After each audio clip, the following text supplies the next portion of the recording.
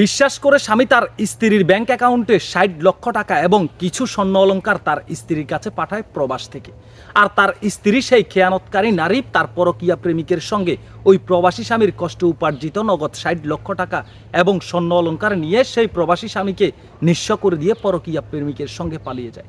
এরপরেও আপনারা নারীকে কিভাবে বিশ্বাস করবেন? আপনারাই বলেন, মতামত আপনাদের।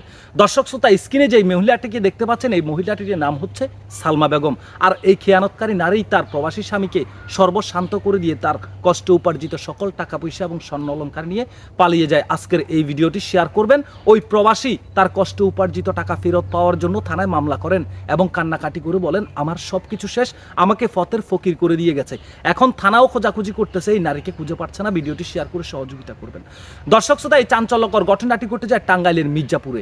স্ক্রিনে থাকা এই সালমা বেগমকে আজ থেকে 10 বছর আগে এই প্রবাসী টুটুল বিয়ে করেন। বিয়ের পর কিছুদিন যেতে না যেতেই ওই টুটুল চিন্তা করেন পরিবারের অর্থের যোগান দেওয়ার জন্য, পরিবারের সচ্ছলতা ফেরানোর জন্য সে প্রবাসে পাড়ি জমান। আর প্রবাসে পাড়ি জমানোর পরবর্তীতেই যা এক ব্যক্তির সাথে এই প্রবাসীর স্ত্রী এই সালমা বেগমের পরিচয় হয়। আর সেখান থেকে ওই ব্যক্তির সাথে তার পরকীয়া প্রেমের সম্পর্ক হয়। এমনভাবে পরকীয়া প্রেমের সম্পর্ক হয়, তারা দুজন দুজনের সাথে ওই সমস্ত কাজ করে এক পর্যায়ে তারা দুজনকে বিয়ে করার সিদ্ধান্ত নেন।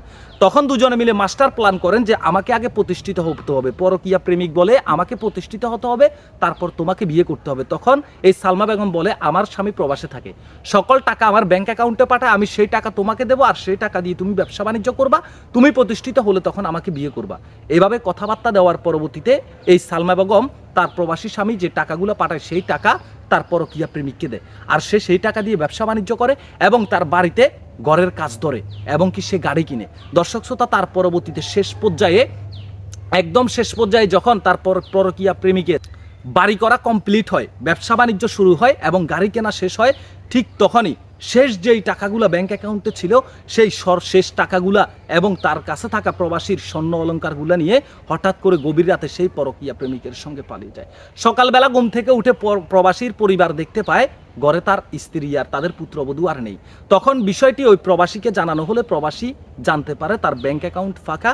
তার ব্যাংক অ্যাকাউন্টে পাঠানো ৬০ লক্ষ টাকার মধ্যে ৬০ টাকাও তার ব্যাংক অ্যাকাউন্টে আর নাই। তার পাঠানো ৬-৭ ভরি ৮-১০ ভরি স্বর্ণ অলংকার সেইগুলোও নাই। তখন সে প্রবাস থেকে ফিরে আসে এবং থানায় একটি মামলা দায়ের করে।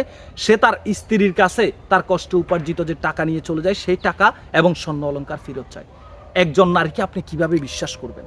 এই ভিডিওটা থেকে আজকে প্রত্যেক প্রবাসী শিক্ষা নেওয়া উচিত।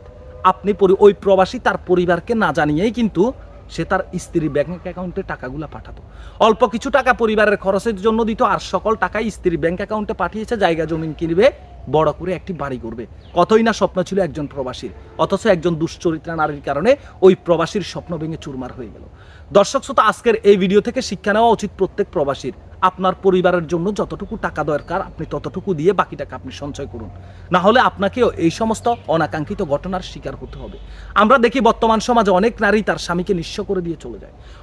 একাধিক নারী প্রবাসী স্বামীর কষ্ট উপার্জিত টাকা পরকীয়া প্রেমিকের পিছনে ব্যয় করে। এই নারীর কি সাজা আপনারা আশা করেন? পুলিশ খুঁজছে এই নারীকে। ভিডিওটি শেয়ার করবেন। আমরা এই নারীর দৃষ্টান্তমূলক শাস্তি দাবি করছি এবং প্রবাসীর কষ্টে উপার্জিত ৬০ লক্ষ টাকা যেন প্রশাসন উদ্ধার করে দিতে পারে এবং তার কষ্টে উপার্জিত স্বর্ণ অলংকারগুলোও যেন উদ্ধার করে দিতে পারে। ওই প্রবাসী বিচার চেয়েছেন এবং প্রত্যেক প্রবাসীর উদ্দেশ্যে বলেছেন কোনো প্রবাসী যেন তার স্ত্রীর ব্যাংক অ্যাকাউন্টে গোপনে টাকা না দেয়। যতটুকু প্রয়োজন ততটুকু পাঠান, এর বেশি পাঠিয়ে নিজেকে নিঃস্ব করবেন না। ভালো থাকবেন, সুস্থ থাকবেন, আল্লাহ হাফেজ। ভিডিওটি শেয়ার করবেন এবং এই নারীর কি সাজা আশা করেন কমেন্ট বক্সে জানাবেন।